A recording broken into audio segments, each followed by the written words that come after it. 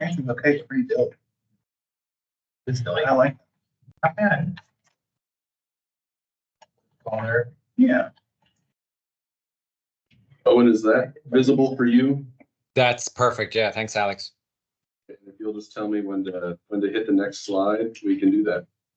Okay, if you want me to get started, I'll get started. You can flick onto the next slide whenever you get a chance.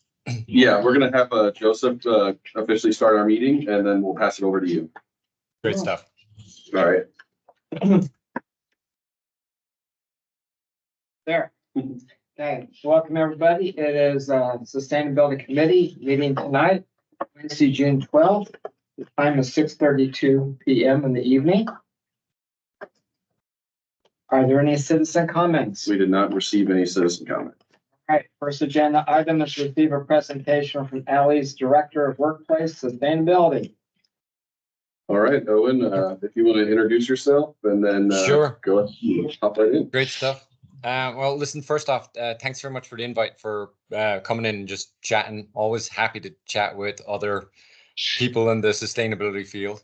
So you can flick on, Alex. My name is Owen Fitzgerald, despite the strange letters in the first name. It's just regular old Owen. That's the Irish spelling for it. But I am Director of Sustainability for Ally Bank for all of their workplace-related sustainability initiatives. So if it's energy reduction, new construction, or any of that stuff. And here, this is me in our Charlotte office, rooting through people's trash. As my wife was like, why? But part of the job is, try and reduce the waste that we have. And you can't really go after it unless you know what's in the bins. You can go to the next one. So what I had wanted to just do was, we are your neighbors down there. We're just across the way in Louisville. And this is our second or third or fourth largest property. We own this property. We bought it a few years ago, 2 years ago, with the understanding that we were going to go in and do a renovation. That was just about at the time when I was starting with Ally Bank. And it was a perfect opportunity when they had just kind of created the sustainability office. As I think a lot of people, there was more focus on sustainability. They were getting more questions on it, and they were like, you know what, let's bring somebody in and start the sustainability team. So if you want to flick to the next one. So the renovation that we did here in Louisville, across the road from you, we kind of took a focus on not just a let's go for LEED certification, even though that was a part of the construction and the build out. And we're targeting LEED silver or gold. But we took a building that, was designed and constructed. I suspect from what we've seen that it was designed and constructed in a way that I'm like, it would make the maximum profit when it was sold. It was not an efficient building. So we went in and tried to take a look at the whole building from, design work all the way through the construction to make sure we were doing an improvement on the building. Part of that was bringing in the engineering team ahead of time to study mechanical systems and do that kind of integrative design process and back and forth with the engineering teams. Separating out construction waste as just as kind of common practice to do. We took advantage of the fact that I'm like, hey, the building was down. Maybe there was a little bit of life left in the air conditioning units, but they're so inefficient that it was chosen to swap them out. Adding new EV chargers above capacity of what we needed for now, but to make sure that we had coverage for EV growth. And then adding a solar array system along with a new sustainable kind of centralized trash system that we have. So you want to go to the next one. So one of the big things that we did, the picture above was a picture of the old air conditioning units are at the building. There was 27 air conditioning units there, and they had about a year and a half left in their life. So they could have been kept, and it would, would have survived the construction, but they didn't have a lot of time left in it. We asked the engineers to go in and do a study of those systems and see what would you replace it with. if you were to replace the systems. And we ended up replacing the systems with a new HVAC system that was 25% more efficient. But the other advantage to it was the original system here has gas for heating. We swapped to electric for heating, and that's not always that it's like a simple choice to make, but here it was because we knew that we were looking at solar. So if we could power the heating cycle from solar power that we're generating in the parking lot, then it was a no-brainer to not be burning that gas and avoid the emissions of the carbon. Then the other thing, you know, it was like, hey, as I went and we presented to the employees when we came back, and I was explaining to them, I'm like, look, we have done all of this. And I'm like, hey, not only is it the right thing to do for sustainability and energy efficiency wise, but it's going to make a more comfortable building for the occupants. I'm like, those units will break down less frequently. The 10 new units that were replaced in there will break down less frequently. We had a third-party engineering firm then come in to do commissioning to make sure that I'm like, it wasn't just the engineer that was checking the contractor's work, that there was a third party that didn't have any skin in the game to make sure that it's like, hey, this is working. That also increases efficiency because, hey, you shouldn't have as many hot cold calls, but it leads to a better space for the employees when they come in because they should have a more comfortable space. And we can go to the next one. And the next one is just, you know, the location of, we did take advantage of, hey, if we're going out there and we're going to have the employees out of the parking lot, we're going to have access to the electrical room. Let's design in and make sure we've got capacity for adding the EV chargers. So conduits run out for 10 EV chargers, so we can now charge 20 cars. It's going to be an employee benefit. They won't pay for that. They'll get 3 hours of charging for free. And it's just something that it's like, hey, this is a way for us to help promote if an employee is coming from, you know, a distance away where I'm like, it's on the border for the EV to work or not. This hopefully will help make it a little bit easier for them. You can go to the next one, Alex. And then, you know, the other things that we did, and this is also part of my kind of education for the employees, when they go back in and they wash their hands, water comes out of the faucet, they don't ask any questions, but they don't know that it's like, hey, we went down to that level of detail that I'm like, let's make sure when we're putting this fixture back, that fixture is most likely going to be there for 10 plus years. Let's choose a fixture that is more efficient than, you know, just the standard fixture. So just, this is the kind of level of improvement we had over the EPA standards, with the urinals going to up to, you know, 88% more efficient with a 1.25 gallon flow rate. And then on the next one, this is the one that everyone got excited about. This one. So we were asked by the employees if, when we were building out the new space, could we consider putting carports in there? And the initial request was for, hey, protection from hail to protect the cars when it comes in. We took a look at that, and they did a study to see. I'm like, hey, you know what would it cost to put the structure in to protect the cars? And my question was, I'm like, hey, if we're doing that, instead of putting galvanized on top of the car structures, could we look at taking advantage of doing solar on top of it? And the timing was actually quite good because the Inflation Reduction Act was just coming online, where I'm like, hey, now we were guaranteed that I'm like, there is a 30% tax savings for the installation of the structure for the solar and the solar itself and all the components of it. So when we did that, we took a look at it, and I will tell you exactly where we are soon, but the engineers who did the calculations, the solar company, were like, you're going to be somewhere about the 90% mark when you are fully operational. So we'll overproduce in the summer, but over the course of the year, they anticipate that we're going to be close to the 90% mark of our energy needs for that building will be offset from the solar, which is huge for us because Allied doesn't have a huge corporate real estate footprint. We've got about 2 million square feet. So this 120,000 square foot space is about 8% of our overall carbon emissions from energy production. So we will be taking, you know, a huge portion of our carbon emissions off the table just from this one project, which is which is just a great win-win that I'm like, hey, the protection is in there for the employees, for the cars. And we're taking advantage of the fact that I'm like, hey, no one was in there. This is the time to do it. And it's a great story for us to be able to tell that I'm like the improvements we're making there. So it is installed, and if you hit one more time, it'll actually give you an update shot from, this was December when we were out there. So we've got all of the structures in, and it's on both sides of the parking lot. This is just the one on the east side. But we, unfortunately, the solar company, just as we were about 6 weeks from the end, they decided they were going to stop trading, not go bankrupt, just stop doing business and stop answering the phone.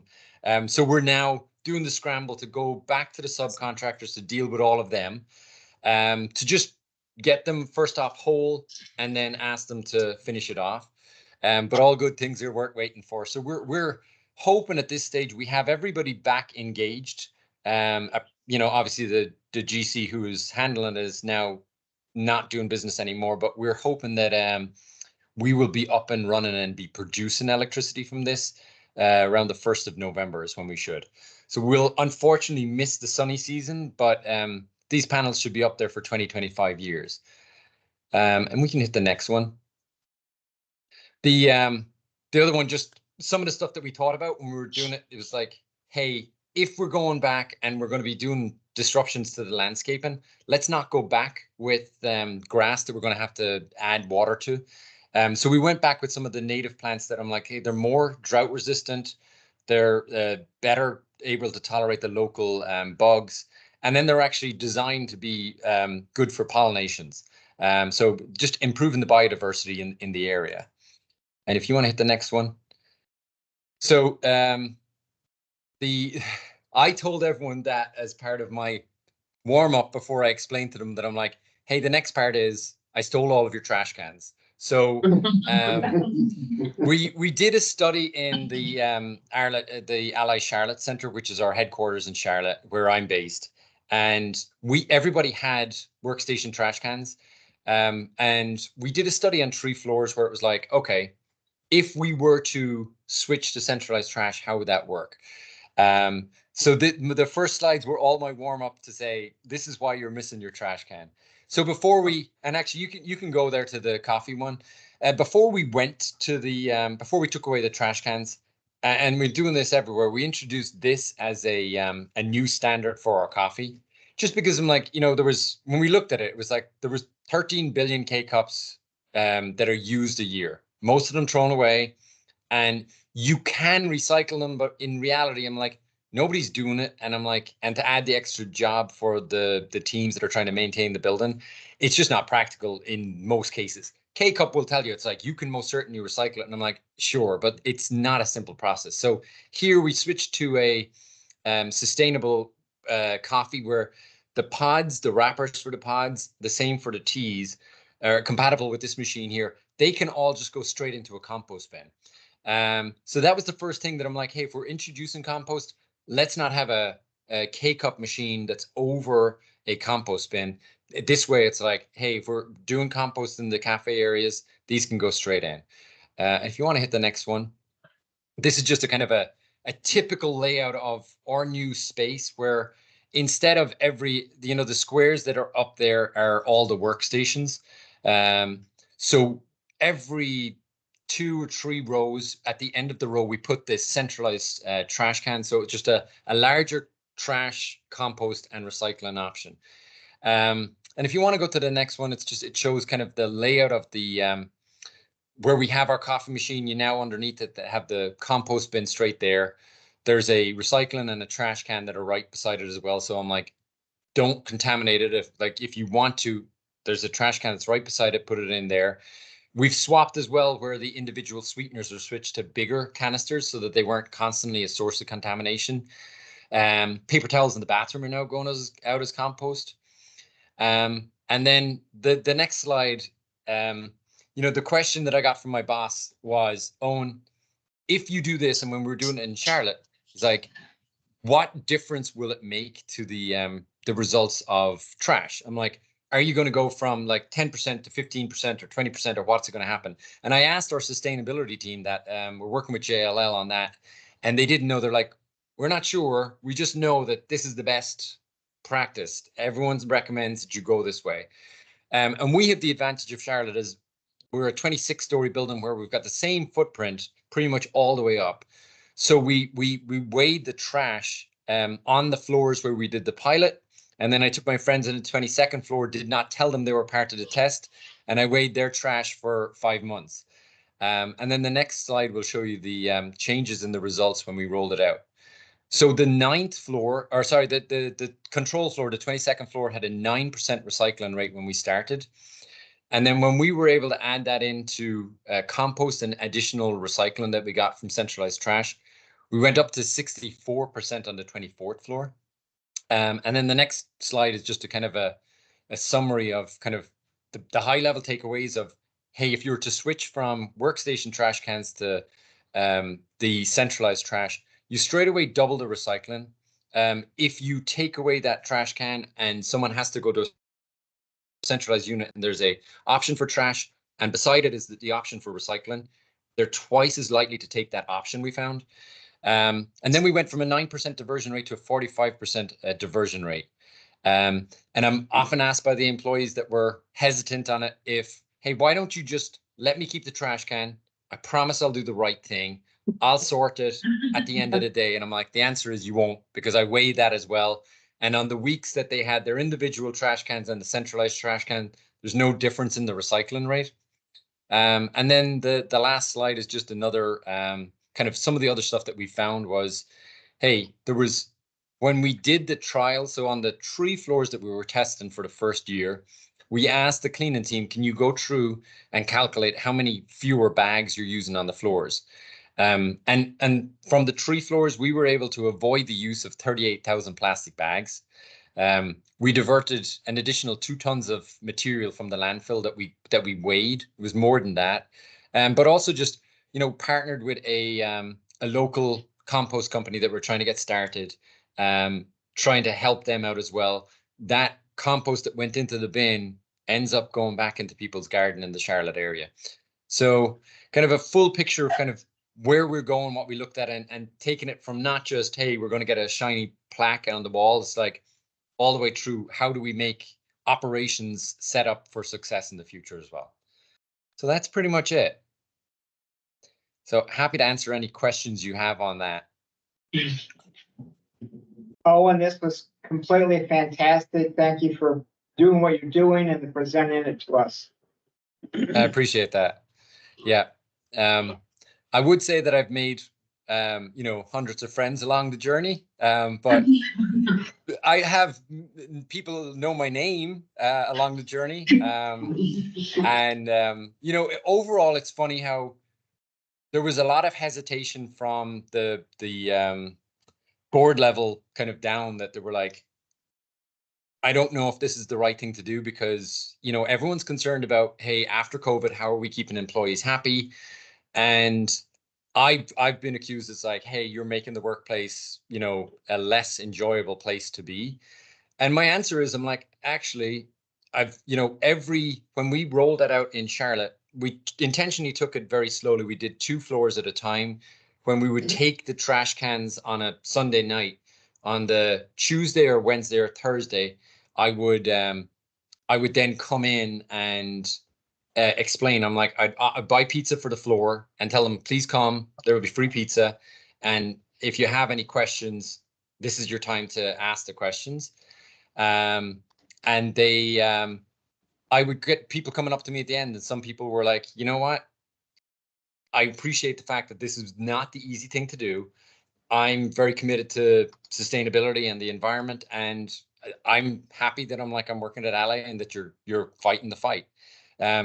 So it was overall, I would say, more positive feedback than negative feedback. Not everybody loves me, but it was good overall.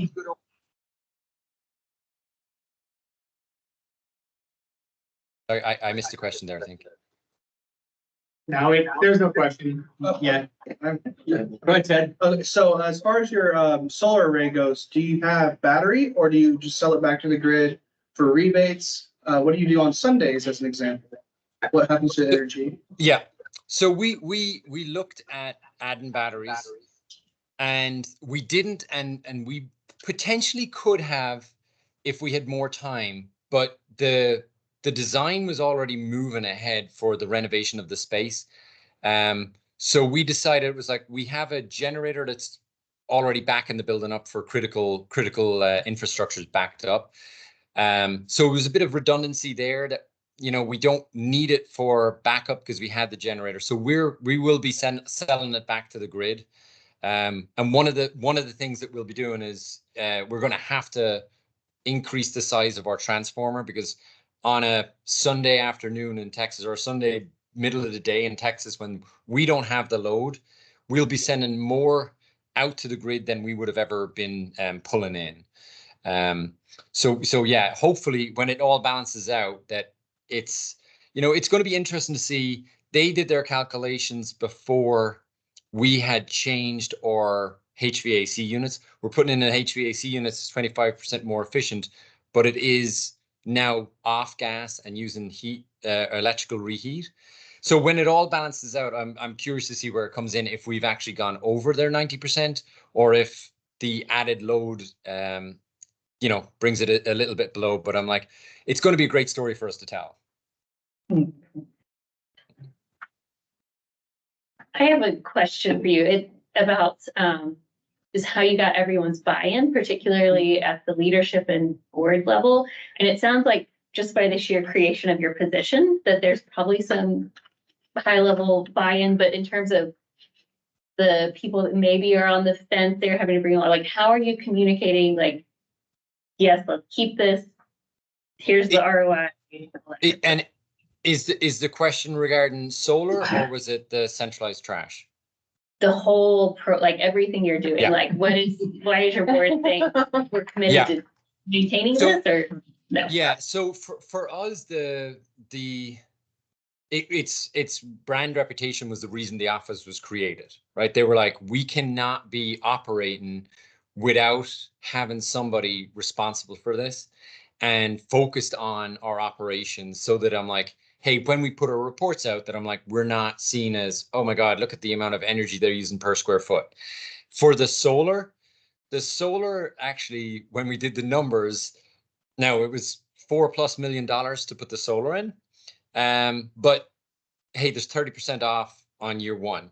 And then our energy consumption, if that goes down 80%, 80 to 90% over 20 years, the solar company told us that, I'm like, we would have a return, you know, payback in 7 years.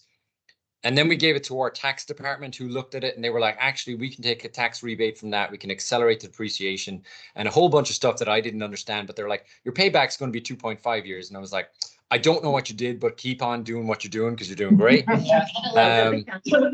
Yeah. So financially, yeah, I was like, oh God, I'm like, we're going to have to go and ask for $4 million. And my boss was like, with this kind of return on investment on, don't feel worried. They will always answer that the same way. And then for the centralized trash, which was like, okay, that was not a moneymaker for us. And I was initially told no, but I'm persistent. So I was like, look, you know, I have a couple of mandates. I'm like, reduce our energy consumption, reduce our water consumption, increase the amount that we're keeping from the landfill.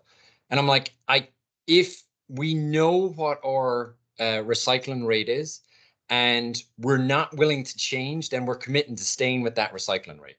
So if you don't let me test something, what's the point in us having this office? And then we're like, fine. You get 3 floors. One of them you're on. Actually, it was 2 floors at the start. One of them that we were on, and then we have a sustainability risk team. And I was like, let's add them in, because if they hate me on 20, I want them to see that same reaction on the other floor. And then it was like the way that we sold that was, so my background is engineering, and I'm like, if we don't have the data on it, and I'm working in the bank, let me collect all the data. Let's take those measurements. And there was thousands of measurements of trash bins and recycling bins over 5 months. And that was how people who were on the fence about it, when they would come down and they were like, I'm going to eat the pizza and then I'm going to give out to them, I was able to explain to them, I'm like, hey, by the way, do you know the fact that you have to take 10 extra steps now means that I'm like, we can double our recycling rate and we can be 500% more stuff is kept out of the landfill.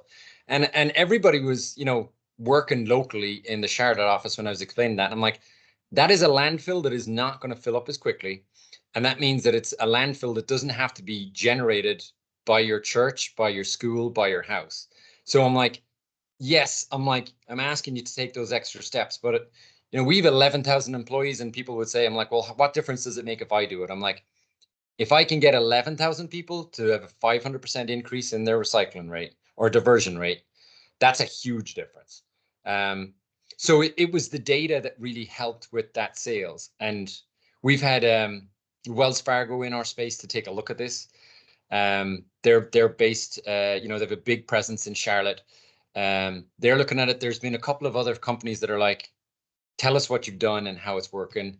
And it's not as if you put the trash cans out, you walk away and it's done.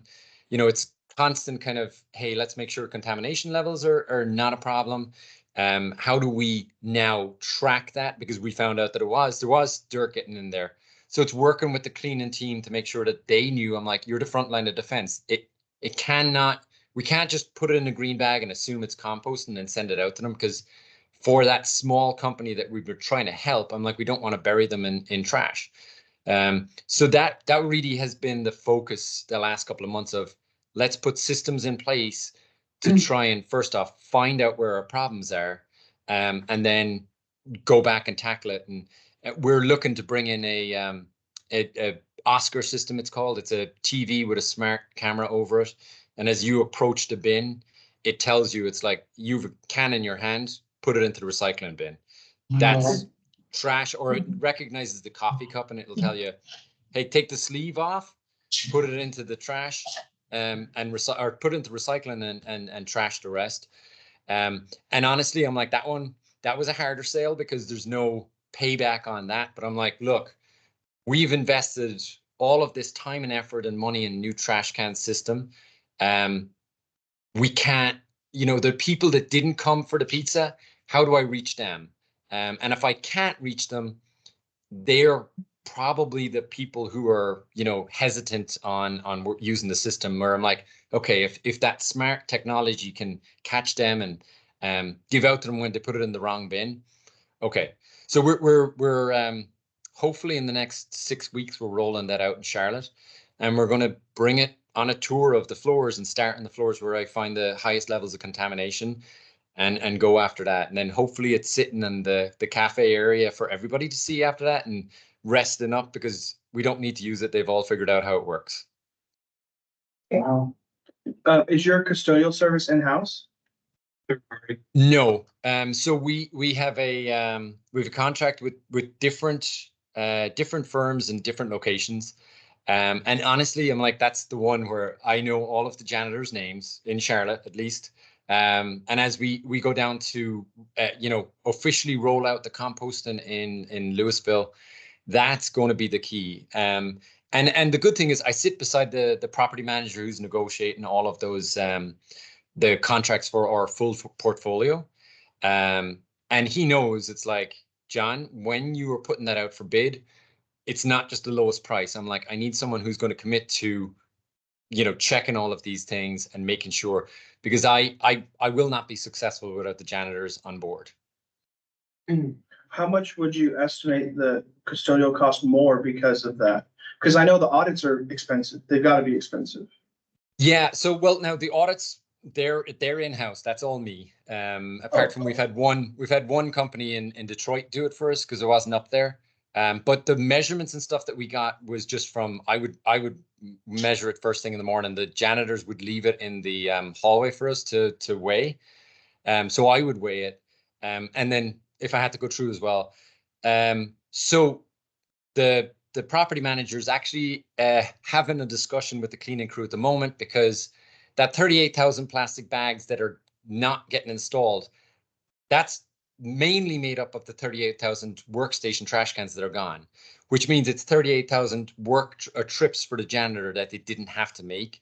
So we're actually looking for a credit back for savings because the janitorial costs should have gone down. Now, there's some extra work that they have to do to be like, hey, I need someone who's in charge of going through to make sure, verifying that that is actually compost that goes down. But even still with all of that, there will be a savings for us. Now, when you weigh out the introduction of new trash cans that had the customized sign on it, and it was like the pictures to match what we have, I'm not winning yet, but if we come back in 20 years, I think I might be breaking even, you know? Was the Oscar system introduced, or I guess not introduced yet, but is the reasoning for that because of contamination levels? Or was that always It part is.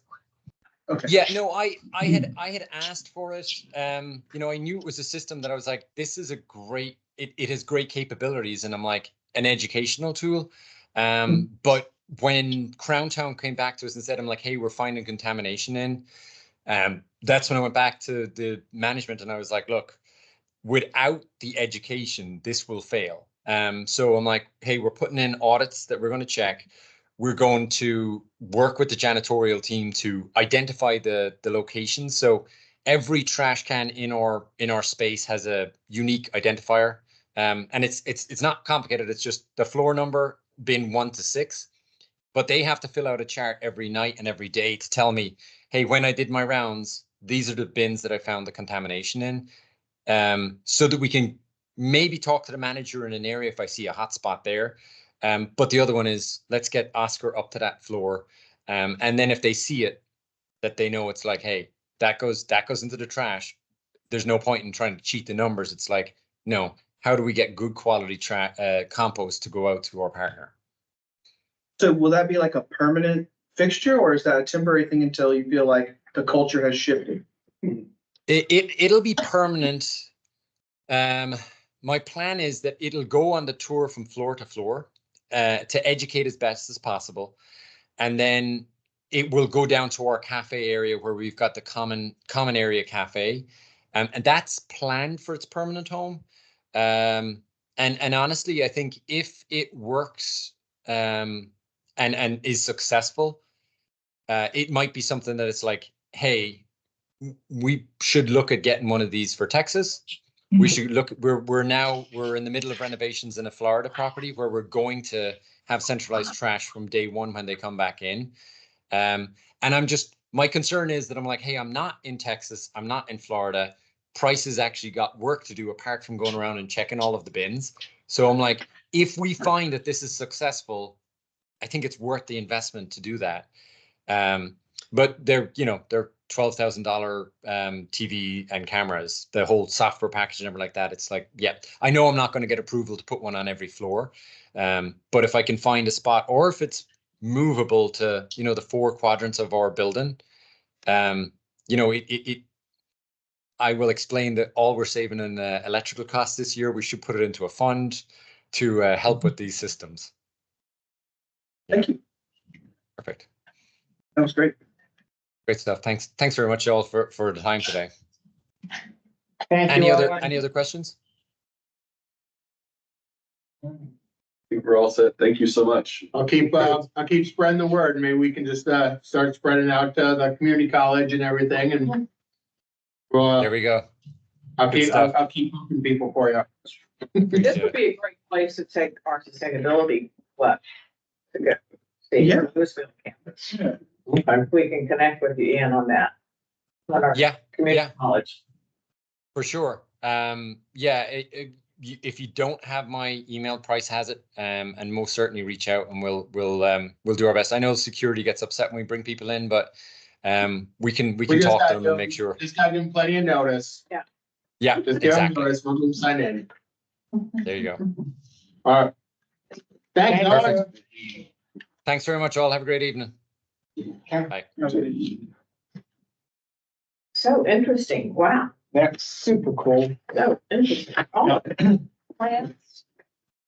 We don't get to see Val's cat anymore? Oh, I didn't know if it would be distracting. No, it's fine. I'm just teasing. Is she still on there though? She's still on there. Yeah. She can see you. You just can't see her. She's in the camera. In the house. Yeah,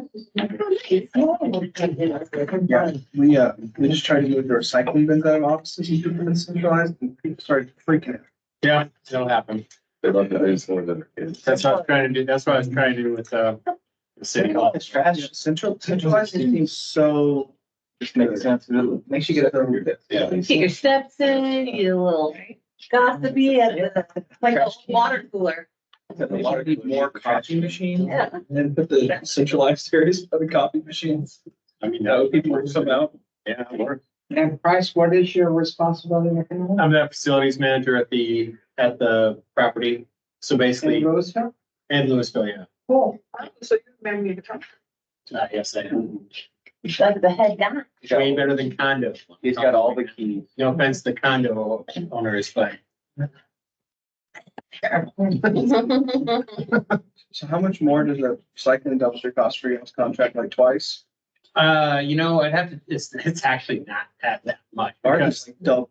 yeah, but your load is way lower. Your loads are, it's like what, twice a week? I mean, we have, it depends on the campus. Some campuses are more than others, but we have a lot of bins and their service awful. And so like, that's one thing is I trimmed down the number of bins and which cut a good amount of cost, but That many. they weren't.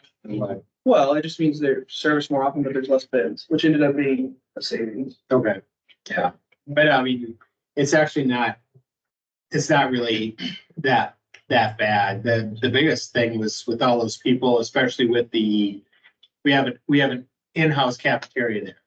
That's The trash loads are huge. 2 dumpsters full every single day.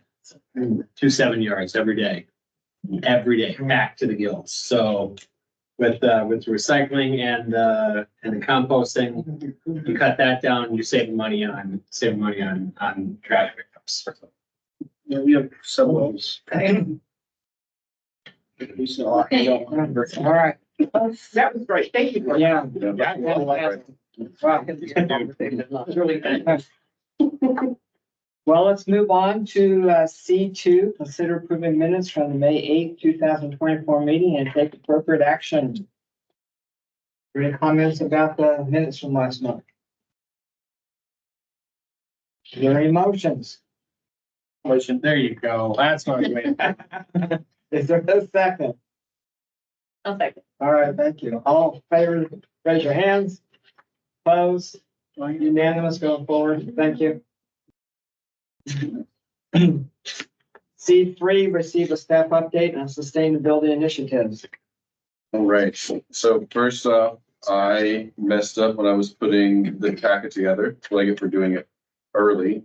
I did not add, Val was nominated for secretary, so when we get to elections, she was nominated for that. Hopefully you're good with that. So, She's speechless. yeah. So we'll have like an election for that, but let's see, moving forward, lead for cities, we talked about that last time. We were accepted into that Texas Accelerator Program. The first workshop will be next week, so I'll start work on that certification program. We received that LED lighting retrofit grant from the state. We're finalizing our quote right now and are going to get that replacement. That's going in the rec center parking lot. So I think it'll be 28 fixtures that are going to get replaced with LEDs, and that's 80% funded from the grant, only 20% funding from the city. We also were given funding through the Department of Energy, and our use of funds. We had to submit what we were planning to do with that, and that was recently approved by the department. With the funds, it's about $76,000, and we'll be purchasing an EV truck, a F-150 Lightning.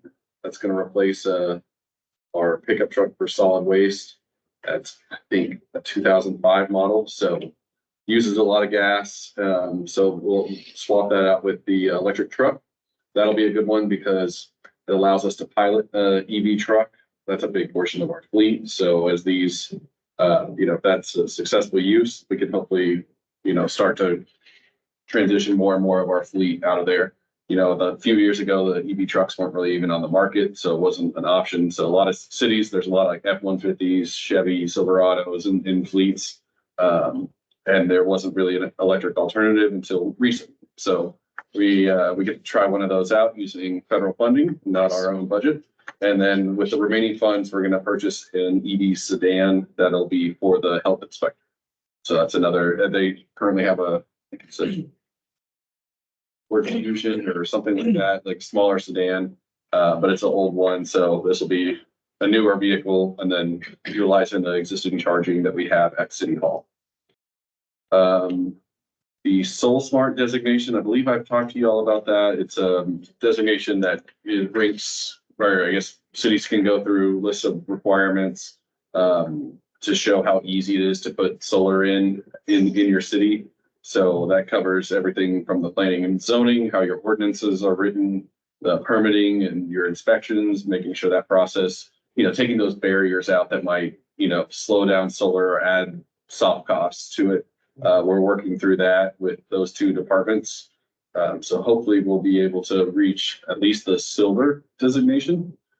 So And what is that? The zoning and That's with the planning and zoning and the building inspections departments. So yeah, that'll be a good way to kind of look at best practices, make sure that we have adopted a significant portion of those, and then gain designation. The plaque is actually a recycled solar panel, so that's always a nice thing when a city council gets to hold one of those up. It's so as we move forward with that, we get our certification. Hopefully, we'll have a nice ceremonial item at a future council meeting. The topic of grow zones and wildflower pollinator areas has come up multiple times here. I've been working with our parks department with our old friend Robert and Mark Moffett, who's our superintendent of parks. We actually met with the city of Plano park staff. They have some grow zones and parks and a couple of wildflower pollinator areas. So we met with them to kind of figure out, okay, how did you guys get started with these? And so Parks is trying to identify some of the parks that might be able to have that. So I know we've talked about, I think, Creek Ridge Park, Bicentennial. Those were two of the options that I presented to them that had come up in this committee. So kind of working internally on that. So I'm gonna hopefully keep pushing along and see what we get. Water rebates, we are at 88 toilet replacements that have received a rebate. And we just processed our first month of the irrigation checkup applications. We had 5 of those that got approved. So I think the toilet ones had a faster uptake. We've done, a lot of our water bills, screens in the libraries and the rec center. And some, I think Jeff did it both on video and just social media posts. So hopefully word of mouth will pick up on that.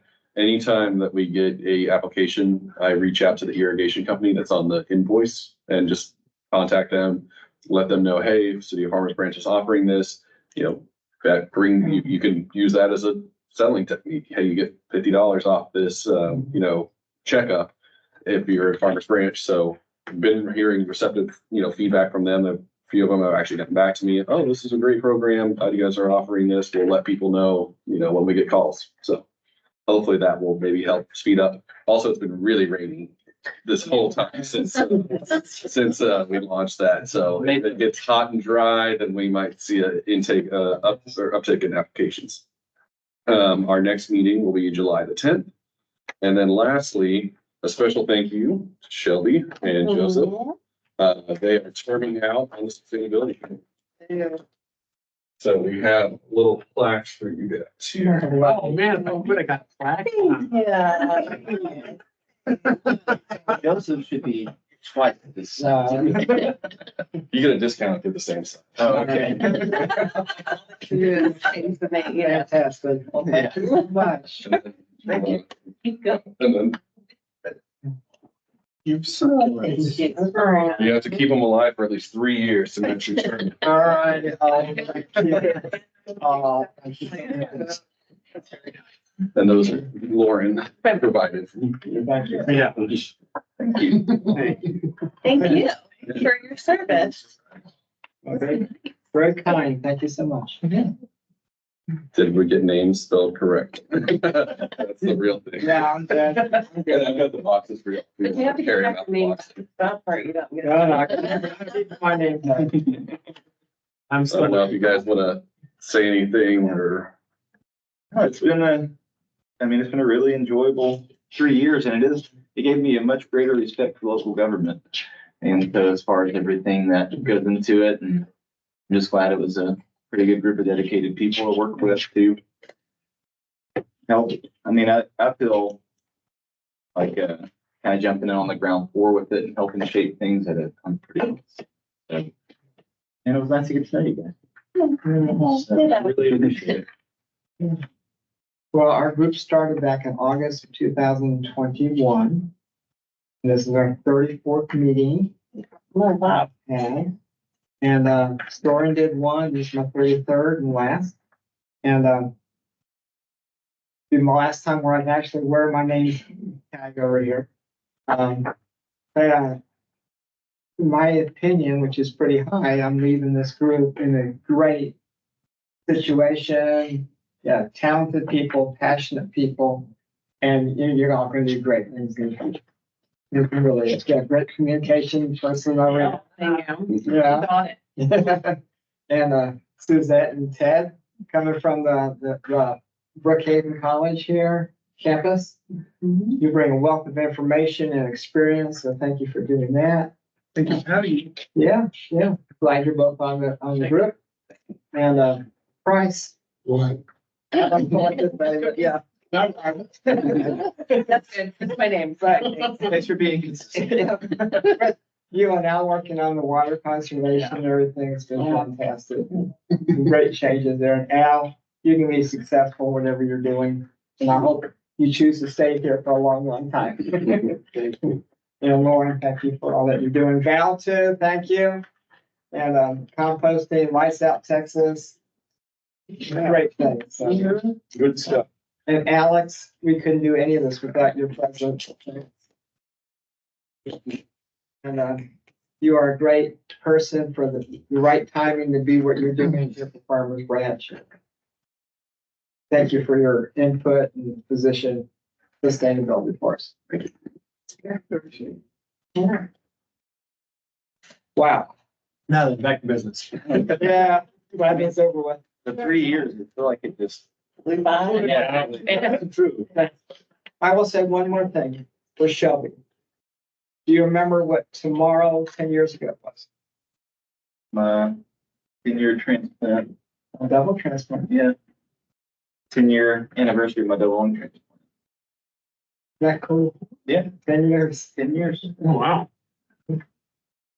Married, have a baby. Yeah. Joseph knows that because he was probably at the hospital. And Southwest right there. Yeah. It's gonna rejoice with you. All right, let's go on to C4, which is elected chairperson, vice chairperson, and secretary for the period of July 2024 through June 2025. We talked to Alex, we should focus on the chairperson. We received one nomination for chair, and that was for Lauren. So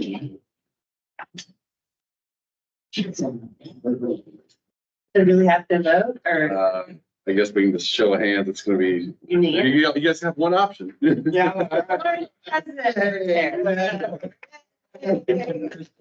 Well, I mean, you gotta give me a second to. I motion to. Val also voted. All right, cool. All right, well, Laura, you're gonna be a great chair, and everybody is unanimous. Yes. All right, what about vice chair? We have one nomination for Price. Price. Mhm. Yeah. I know, I'm just gonna wait till I see who doesn't vote for it. Do we have a motion to vote or do we just all can We vote? just abstained. I think, yeah.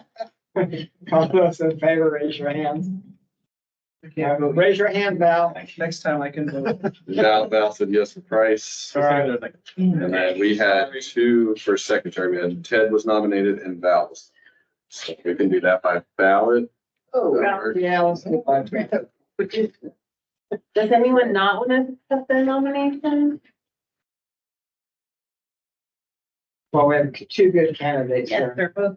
Yes, two excellent Well, candidates. okay, so Val, do you want to come up? You just type that in. He's giving me $5. Just the secretary. Okay. So Val just said Ted. Okay. Oh, Like she's declining her So. nomination. so since we now have only one nominee. Sorry, guys. Okay, well, I'm gonna All start right. right on here. Mhm. I feel like it's a moot. Do we send it to you or do we think? Yeah, I think we'll actually, if that's what she's saying, she doesn't want to. I choose not to run. Okay, yeah, she's withdrawing. All in favor, raise your hand. All right. Raise your hands if you want to. Raise your hand, Val. Val said, yeah. Okay, good. Hey, Well, congratulations. peaceful transition. Yeah, all right, so we have Lauren as our new chair, Yeah. Bryce as vice chair, and Ted as secretary. I use mine. I can't send it. You're ready for your. Bryce, you still have to finish taking, I know, I'm working on it. you're not, this doesn't It take effect starts next until month. July 1st. You don't get to, leave your secretary position until you find your name badge, right? Come on, man. You can have mine. Dude, well, I know where it is. Well, it went right into a shred bin. Cause I was like, I'm gonna wear my badge for shredding, and I was throwing boxes around. Next thing you know, the magnet was like caught in my undershirt. It's in the temple. All right, our next agenda item, C5, receive an update on the compost education event. Okay, so, built in natural environment, we worked on that survey early in the year. And one of the obstacles that we saw, or barriers for people was that they did not, if they don't currently compost, so they didn't have the knowledge or experience, successfully compost at home. So, kind of some of the discussions that we've had in our meetings, it's, could we provide a workshop for residents to learn from a master composter? And so I've been working on that. We have a master composter that is willing to come as a volunteer and teach a workshop for us. Right now, we have that scheduled for the morning of September 14th. Okay. So kind of with this time, we will kind of get some thoughts from the committee, discuss, what are our learning outcomes that we're trying to get out of the workshop, target audience, just the desired results that we're trying to see. So I think right now we're looking probably at about a 2.5 hour workshop, about an hour at the community garden in the morning. So hopefully it won't be too hot.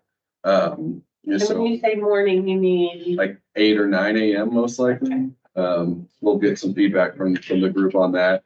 And then probably another hour session, maybe here or at the rec center. That's more of a classroom focus. So when I was talking with Erin Hoffer is her name, that's going to lead the workshop for us. She does a lot of these. And then so she said it's better to have a hands-on portion first. People can, actually see what it takes to turn compost piles and understand, okay, is this for me? And then you kind of have the classrooms thing. So that way, when you're talking about something, oh yeah, I saw that, I did that. So about an hour for a hands-on portion, and then I guess drive to a location, whether that's here, rec center, wherever there's a kind of a good classroom situation, and then another basically hour. So basically 2 hours. How many people do we want to So go? that's something we can talk about. I don't know. I mean, as far as space is concerned, we're out at the community garden, probably 25 to 30 would be probably. Did we give an indication of what the manageable? I mean, so it would be, mostly kind of room size. And then also, I guess we could look at getting some sort of microphone for her at the garden, but, just, kind of keeping it manageable. The library has a really good space. Yeah, we could maybe do it at the library too. Yeah. I've been there a couple of times for different times. That's where they did their backyard chicken education. You have to take a class Mhm. to get the permit. Did you do that? I did. How many chickens do you have? Oh, no, I don't have any chickens. I think you have to have a minimum of 3. No less You than do three, have to no have 3. less than 3, no more than 6. No, It's a very tight number. You have to have at least 3.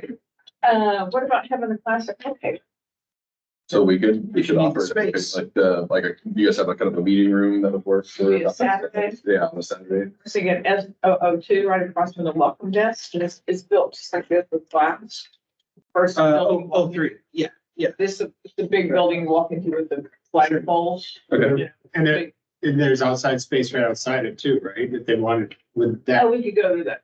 Well, It's not very close to the windmill. H building would be closer, but, I mean, I don't think that'd be a problem. Cause then if you're gonna do like a practical before classroom, it'd be kind of nice to be able to have a problem there. And only have to go to the classroom and say, okay, everyone in your cars, let's go to. Yeah, well, we have compost in the windmill park. We haven't been there, but it's not like, It's not a proper one. It's like, yeah, so they have this, the nice thing is they have this set up at the community garden, okay, that sounds, so. Yeah. Yeah, but there's just not a good kind of classroom. area of the classroom there, so it'd be a short little, I mean, I guess people would drive there anyway. And there is parking, and then that's where probably maybe the rec center, although on a Saturday, I don't know what I'm sure it's pretty crowded there. But we could do here and have people park across the street too. well, if we don't have a good, Or idea by next potentially- meeting, I'll try and get a room at Brookhaven. Okay, Yeah. yeah, that would work. So we could potentially have the classroom at a city facility or at the class, yeah, okay, then. To good be parking. selfish, I really like having it for Kevin, just to get people onto our campus. Okay, I'm good with that. Yeah, I'm the PR person on campus. Yeah. When you said 25 to 30, is that with the, excluding the committee? Because they're gonna come too. Good question.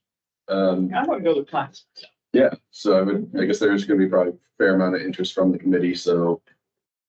Yeah, we probably gonna maybe 35 then, max. I mean, I don't know what participation we're gonna get. If we put it out there, we might get a ton of people sign up right away. And that's a signal that maybe we do this, offer this more than once, or, Yeah. you know, maybe we have meals each one in the spring Yeah. and, you know. something like that.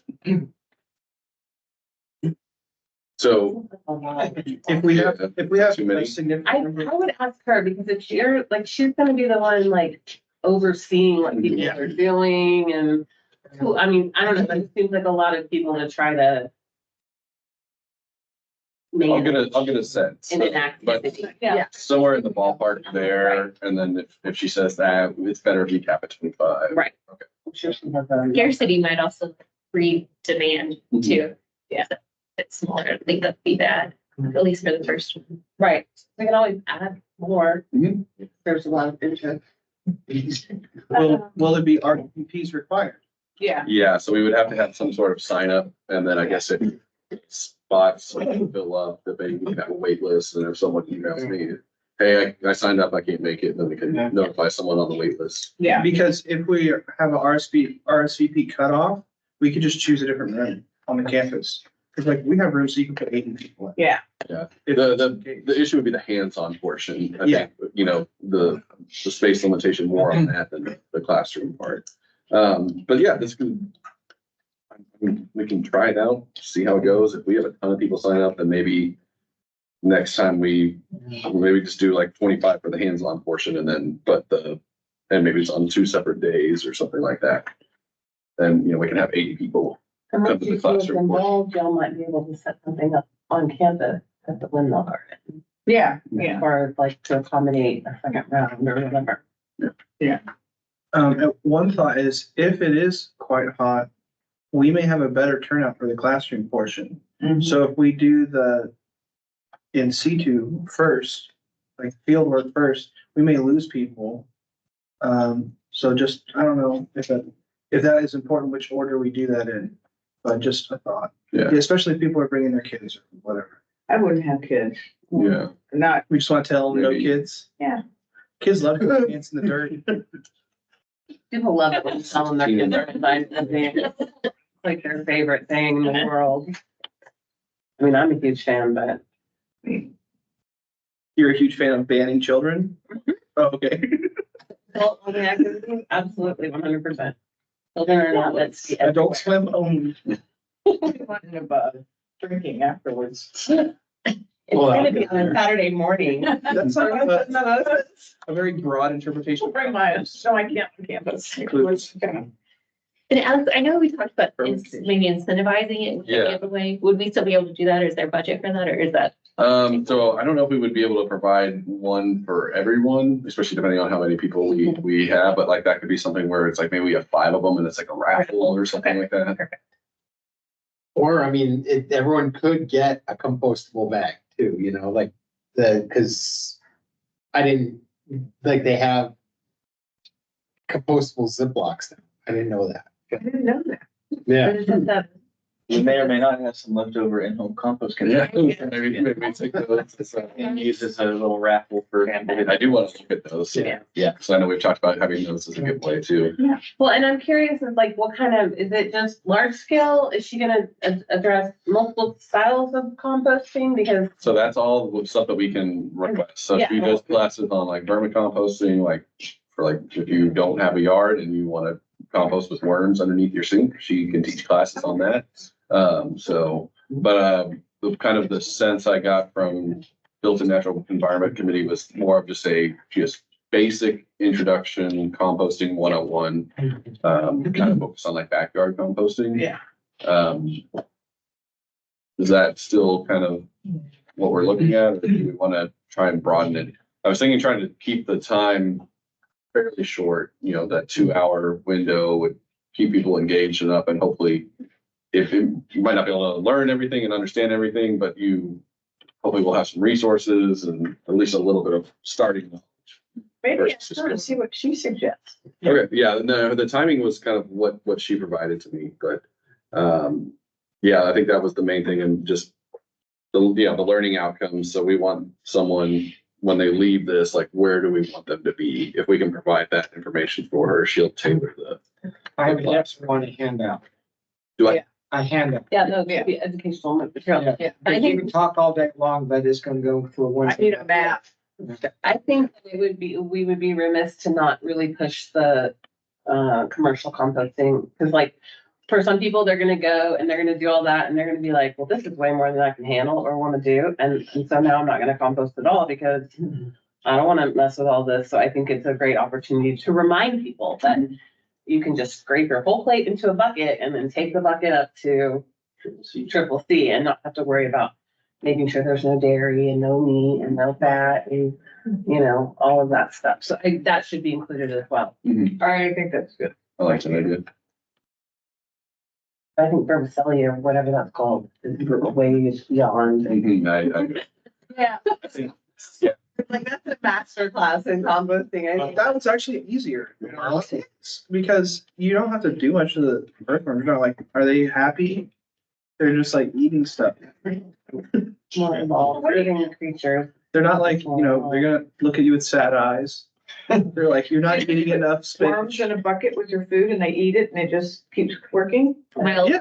I live You with do? a girl, we used to have Is it easy? chickens and we did the vermiculture stuff. It was, I let her handle most of it, but it was easy. But You is that, just dump them in a bucket and then every now and then she'd go get a refill of worms from somewhere. Yeah, that was easy. And then she'd throw them in the garden after Oh, but they were yeah, full for a little bit and then the get chickens.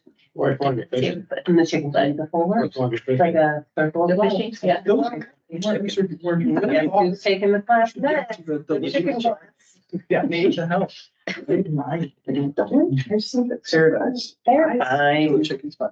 They get in their little chat. They have- You know what I would like for a goal, for goals, is I got to goal for this classes. I'd really like to, if we were to do these classes with these people, presenters and whatever efforts we put, I would really want to see, kind of like we're talking about, the other event, what we were doing. I would like maybe like a post survey to Mhm. see, are you composting now? Did you learn something Yeah. from the class? Did that encourage you to compost now? I mean, so we know, is this working or not working? I think that's a good point. You know, because I would hope that everyone would go home and compost, be so, you know, Sure. excited about it. No, I think that would be good to have, because then we know, I mean, because there might be something too, if we do that hands-on portion and someone goes to, flip, the compost pile, and I mean, this is heavy. Right. Do this, but as Lisa mentioned, we say, hey, if this is not your cup of tea, you can drop off at the citizen collection Well, center. yeah, And so that, I mean, that also achieves right, the yeah. same outcome that we're wanting. Could we include that as a post question in the, because I know we talked about doing the larger post Mhm. question from the first survey that was administered. Yeah. Could we include that as a question, like, did you attend? I'm sure we could, yeah. And did it Yeah, and are you now And are you- yeah. using the CCC? measure some sort of or- behavior change? Yeah, I think a survey would be, but it's gotta be very well done, so. So that's a good way we can get feedback from folks. Use this as a time also to promote the other things we're doing. I think you have a tree giveaway in October. Yeah, We will, yeah. Still the toilet rebate, irrigation, rebate, anything else that we're doing. Promote that even when. yeah, that could even be on the survey, do you plan on participating in our tree giveaway on our, because we already have the date, don't we? Yes. So it's gonna be on October, whatever. Mhm. What is the date? This is, September, whatever. the compost is September 14th, the tree giveaway is October, Do you know when the sign up's gonna start? probably October 1 or somewhere around Is it there, October? like 2 weeks prior to the, So that'd be great timing for this this, program. yeah. Is it October? 12th is the tree giveaway. I don't know how. On Yom Kippur? Last week. October 12th, tree I giveaway. did not look at the holiday calendar. I didn't- What? I don't know that it's gonna make that big of a difference, but it is Yom Kippur, the Day of Atonement. It's supposed to be a pretty hardy little tree. Once the date, I'll rephrase my question I was going to ask. Once we settle on the exact date, can you send me an email so I can do that? Get the email going on our campus. People get the. Already done. Your Sign up for the tree giveaway, October 1st. October 1st, or is that for? Probably right around that time. It'll be 2 to 3 weeks prior to the giveaway. Okay, so I think I've got what I need to take back.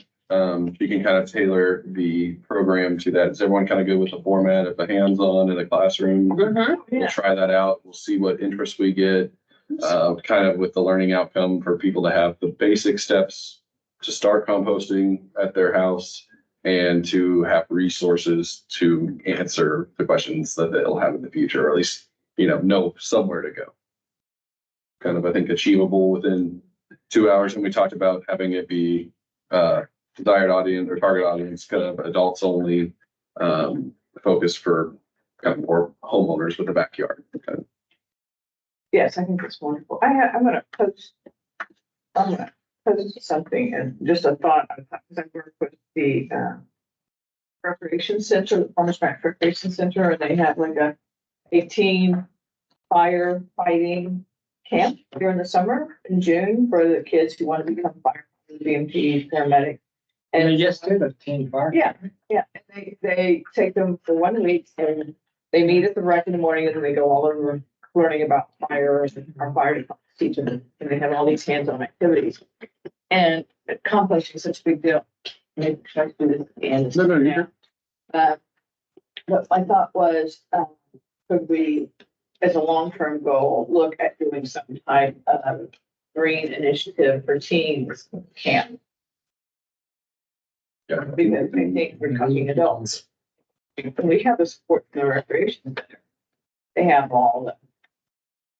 Well, we've talked to about something like with Summer Funshine, Yeah. trying to incorporate what age, that's. No, those are blue. I was thinking teenagers. Summer Funshine goes up Reaching on their to campuses.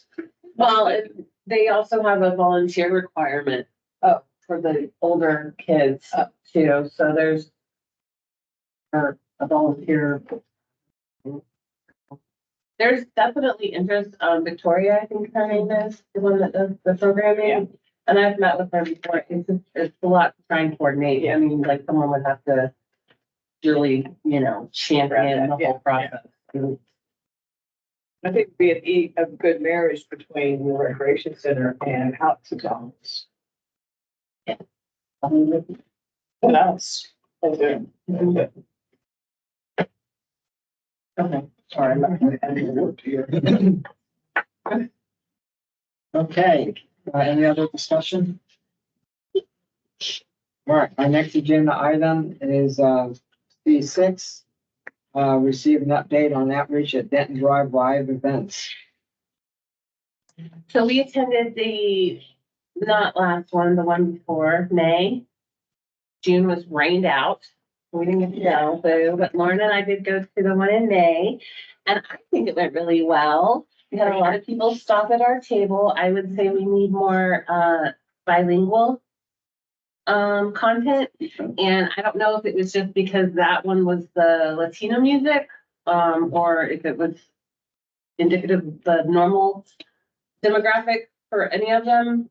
But there were several people that visited that did not speak very much English. And so having someone there that can speak Spanish, my Spanish is not awesome. So that was kind of a little bit of a hindrance. But mostly it was fine. We had a lot of people stop by and take some mosquito repellent, and that was actually a really big icebreaker that we had all the bottles of mosquito repellent because people came over and was like, hey, can we use this? And we're like, as a matter of fact, you can, and then we can talk to them. So it was actually a really good way to get people to engage. Yeah. We gave out a lot of mosquito dunks and little poop bags, and so it was good. It was really good. And I'm hopeful that we'll get to go to the one in July. What's the date on that one? What is it? Oh, that is a great question. In July. Which is the last one that they have this year. But I think it's a great opportunity. It's on the 13th, 5/13. and it was nice, you know, nice little event. They had the table ready for us and the little canopy thing, and they were all very nice. And Mayor hung out. Mayor at the hung table for a out. while. Robert chatted with him a little bit, so. Tamales were excellent. Yeah, everything, it was really good. And I don't know if, there were a couple people who said they had just moved to Farmers Branch.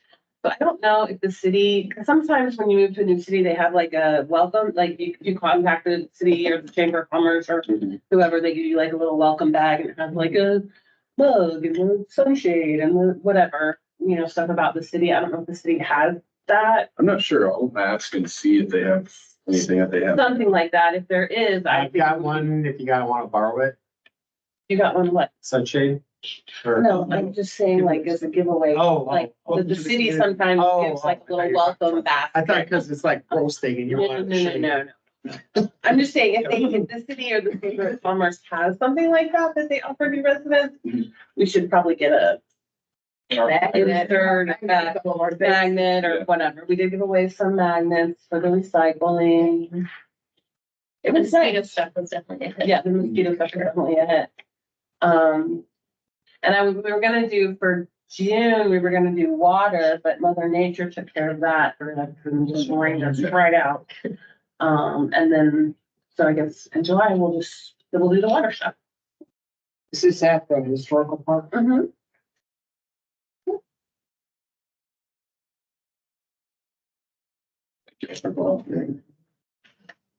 All that, there's something you do something well. And then, Our next agenda item is receive subcommittee updates, first build natural environment. I think we just went already. Natural, And then water. no water conservation. Okay. Okay, gotcha. Well, you're correct. Yes, the compost education is our update for the Built National. Two words. Yeah. In communications, you're just at Denton Drive. yes, that's my update. All right, good, I'm catching on. All right, water conservation. We have no. You've got this irrigation, this thing. Yeah. By the way, the new budget's right, so you're gonna get the one recirculation water. So I don't know if that'll be in this budget cycle or the next one. So since we're getting the irrigation one, I tried to get those established a little bit. Kind of been trying to promote it. Yeah, I'll be the first one to sign up. Is there any, appetite for increasing the number of tree giveaways, especially since we just lost a bunch of? So we've had some conversation about that. One of the hesitations is that, you know, we do tend to have some left over at the end of the event when people don't show up, and we've been able to give most of those away either after the event to walk-ups. The other thing too is spacing out the money. So it's versus, you know, so if we do it every year, it's kind of consistent for people and we're putting 200 trees, you know, out in the community. We don't have a lot of control over them once they're gone. So if we give away 200 trees and then we have the most horrendous drought and hot summer, there's a high likelihood of mortality in those trees. So it's kind of hard to say like we should give away 500 this year in that case. So it's a discussion worth having. You know, the price of the trees did go up from our last time, not too much, but I think for the 200 trees, it's like 12,000 now. So there's kind of that balance on the people that it's a lot of money to give away. There's community benefit. We can definitely account for that. We get that, you know, all the environmental benefits and then a cost benefit for it. So all that to say, it's worth the conversation. We've kind of had some already. You know, it just depends on who you talk to. Really, should we do more? Should we do, you know, should we not do as many? So is there any feel from anyone about perhaps offering the people whose trees have died an opportunity to get another tree? I mean, like I know one of my neighbors at the end of my street, they had one from the first year that appears to have, but they got one last year and it's been fine.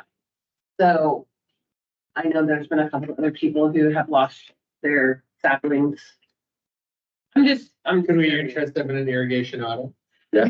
Well, I mean, they don't have irrigation in their yard. They just water by. Do we have a count of how many trees have been damaged or destroyed that are in city property from the storm?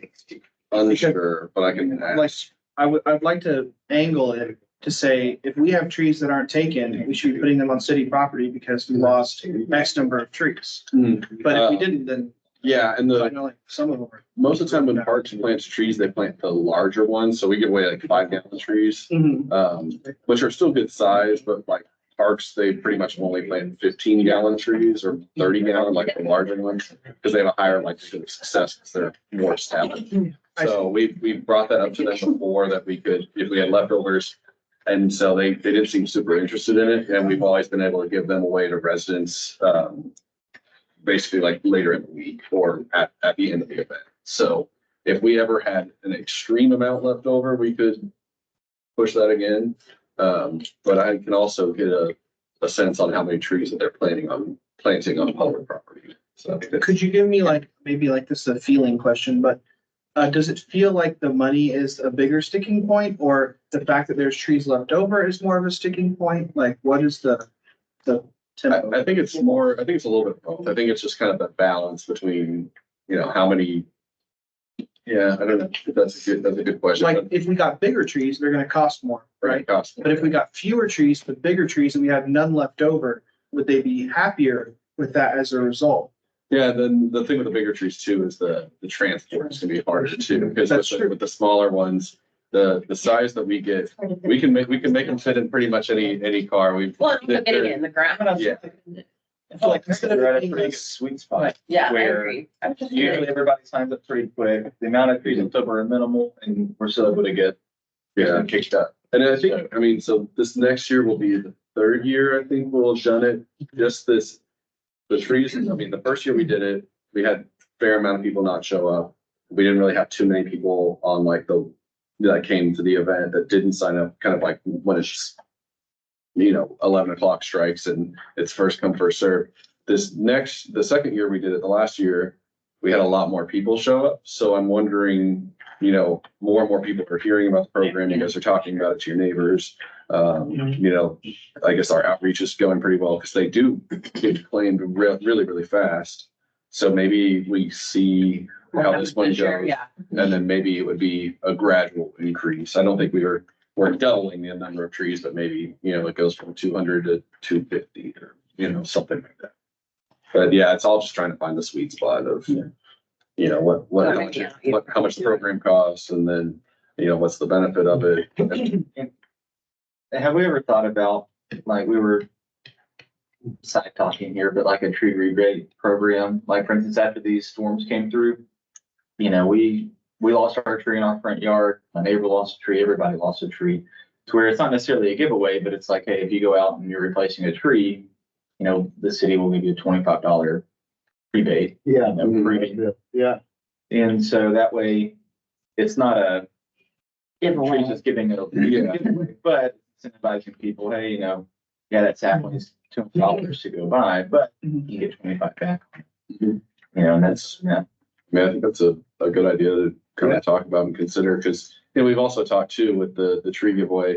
You know, if you get a tree for free, I mean, it does have a value to it, because if you were to go buy that, you know, it'd be $7,500 or something for that tree. But you don't really have financial stake in the game, so if it dies. Right. you're like, Oh, well, that sucks. So we've kind of talked about, it's like, well, maybe they're just even a small financial, $20. yeah, Mhm. you know, cost for it. It's like, hey, you could buy this tree at an extremely discounted price. I mean, they've done studies that show, I mean, it could be $5, and it's because they spent $5 on that tree, they're more likely to water it or something like that.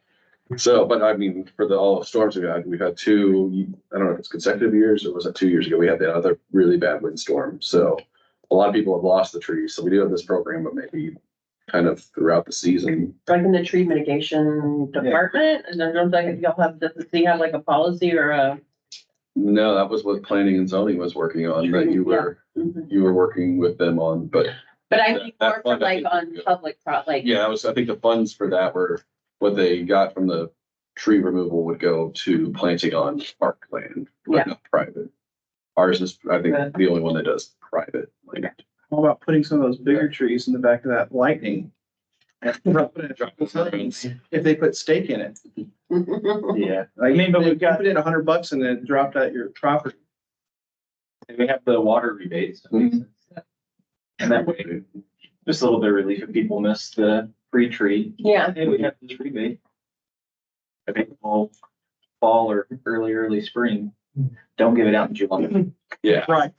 yeah, it would have to be something where we'd only want them, only be open between October and February or something, by proper planting. Trees to actually survive. Okay, let me take that and kind of What a great speak internally. suggestion when you're outgoing Yeah. Save all mine. for the very last minute. Natural environment, what was? You, Oh, ours was the composting. I'm posting that, okay.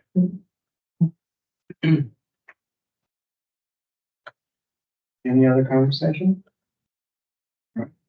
Next agenda item is receive an update from committee members on activities attended. This is a little different, but I went to the Trinity River Audubon, with a friend, and a little warm, but it's free to go to until December. So if you want to go, now's the time. So Very good. Where's that? Where is it? it's in like southwest Dallas, Right in or the no, middle of our- southeast Dallas. right in the middle of our urban forest. Yeah, but it's a really nice center. So What was your favorite bird? they had some egrets. I think that's what. Egrets. We gotta hear it. I know. Yeah, egrets. Egrets? Oh. They do. I walked by it last night, there was animal in the street. My wife and I went to can't remember, but it was like a tour of gardens, whatever, where like people open up their yards and you go and tour what they've done. It was pretty interesting because a lot of people, they aren't going big and over the top. They're trying to make it as sustainable and easy to maintain as possible. Showed how they did their veggies and different plants and different setups. So really good if you're interested in the horticulture. Did you coin that phrase, horticulture? Man. Get some good ideas, see what people do.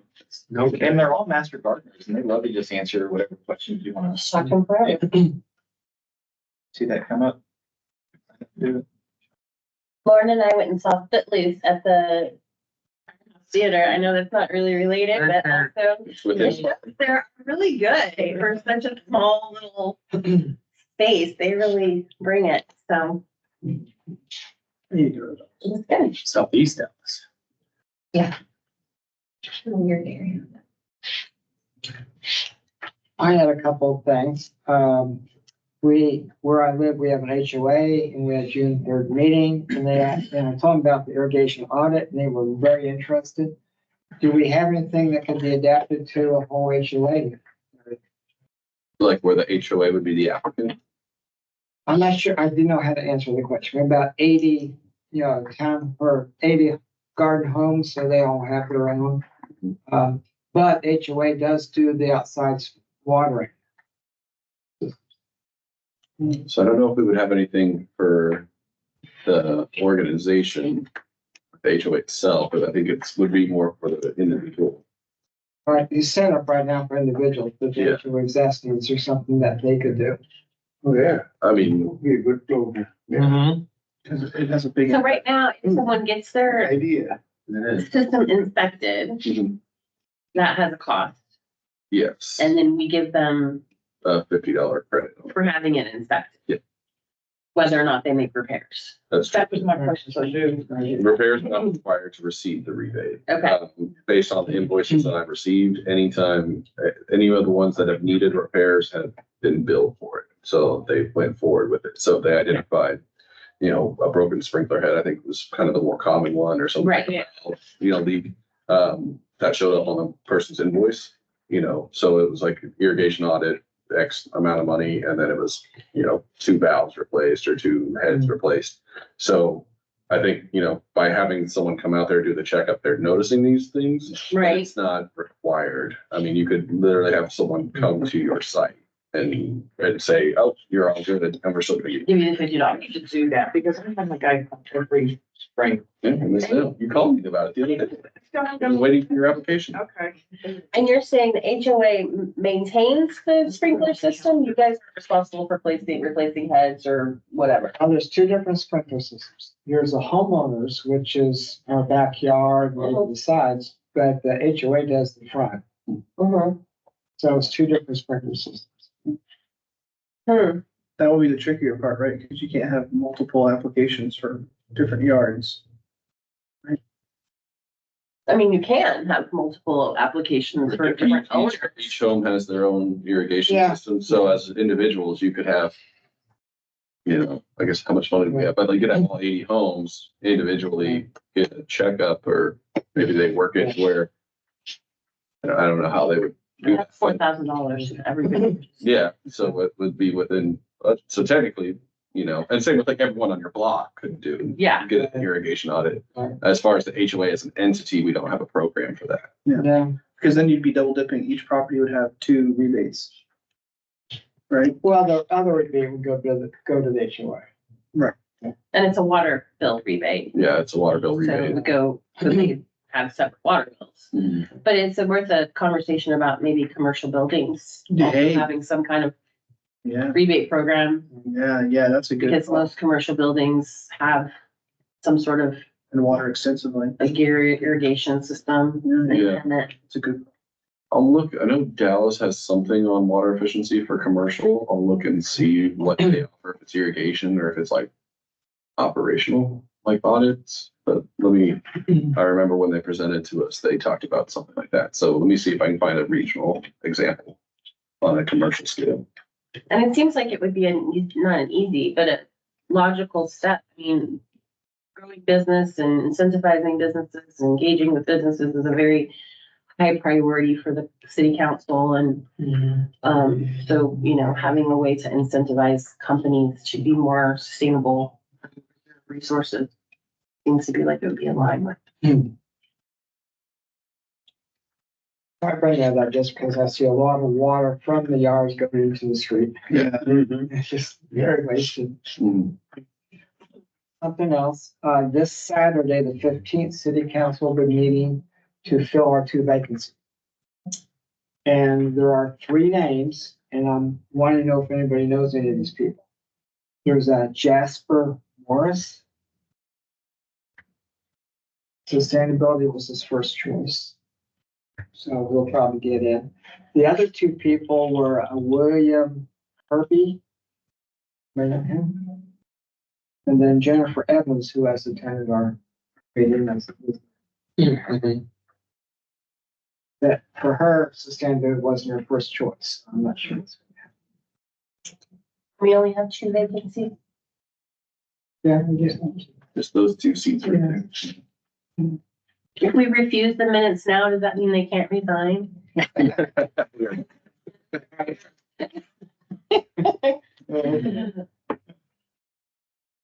And then as far as my new responsibilities, I'm been invited to be a chaplain to our Farmers Branch Police Department. And on May 31st, a Friday night, PD had an awards banquet.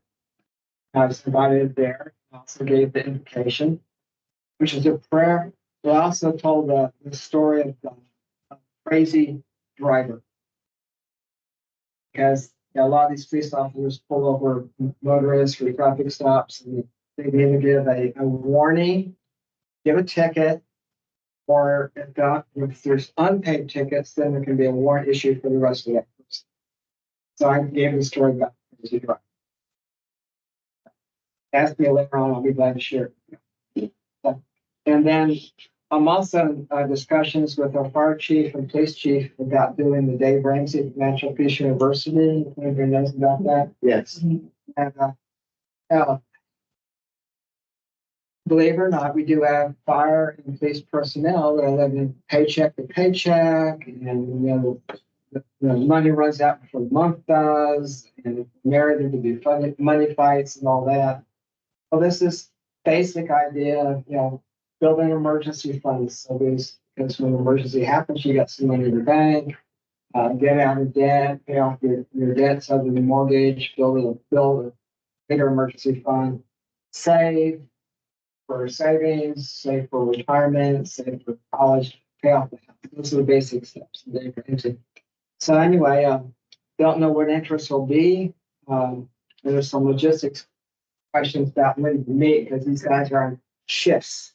It's not that they work the same Monday through Friday. So anyway, I'm doing that, and I think that's it. There's a lot going on. Yeah, I'm doing. This is 40-hour week retirement. Yeah. I do what I want to do. Our last agenda item is discuss agenda items for future sustainability committee meetings. Do you have a running list? Yes, so topics previously been mentioned, rewilding landscapes, the grow zone pollinators, zoning and attainable housing, updates on the draft tree preservation ordinance. I've not heard when they're picking that back. I have not heard anything about that either. And same with the recommendation on landscape ordinance amendments. We have ally corporate sustainability, that one's off the list now. Expansion of composting opportunities to increase landfill diversion. I don't know if Mayor Glancy is going to come back with anything. See on that. Low cost solutions to prevent stormwater runoff. Traffic signal timing. Ted, I've got a little bit of information for you because you had asked that question. I don't know if it'll still be a larger one. Annual presentation from Dallas College. We've had that once a year, so I don't know if they want to do that at a future meeting. I can talk to you both about that. Water pipe replacements and the update on Denton Drive. So we did that one today. I forgot to mention that the Native Plant Society of Texas has their monthly meeting on the 17th, and it's either online or you can meet down, they have one in live too, or you can do the Zoom. And this month they're talking about cemeteries and how they can play a part in the rewilding, the restoring native landscaping, restoring, improving the soil and all kinds of things. So I plan on going, because I think it's going to be pretty interesting because we do have that one on, West Chapel and also the one right by the City Hall. So it'll be interesting to see what they talk about, how they utilize that space, like historic land, historic cemeteries that are not really used anymore. So if anybody's interested, just let me know.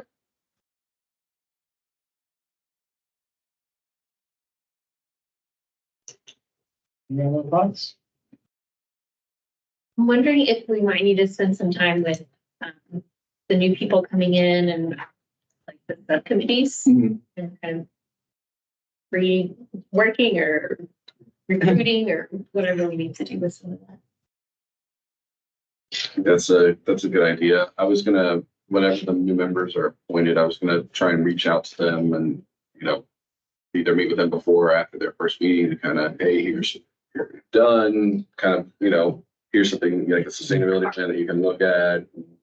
But I think that would be good to hear like from the committees as well, like, here's what, we're focused on and see, gauge their interest. That might be a time too, to kind of look and see, is this what we want to focus on for the next year? Or do we want to shift to a different topic or something like that, or start a whole new subcommittee? I think it's a good idea.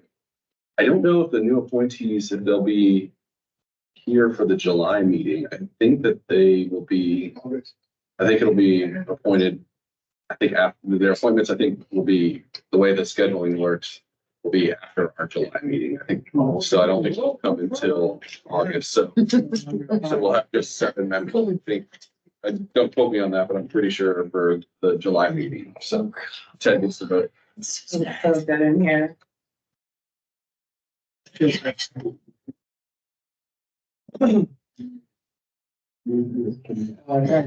That's good because we were the last months too. So that means that's a change. Any other discussion? We have gone through the agenda. Is there a motion to adjourn? Is there a second? And for the last time for me, everybody in favor, raise your hands. Aye. Okay.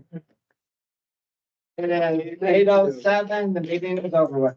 Thank you, Joseph. All right, thank you. Thank you, Shelby. Hey, Shelby.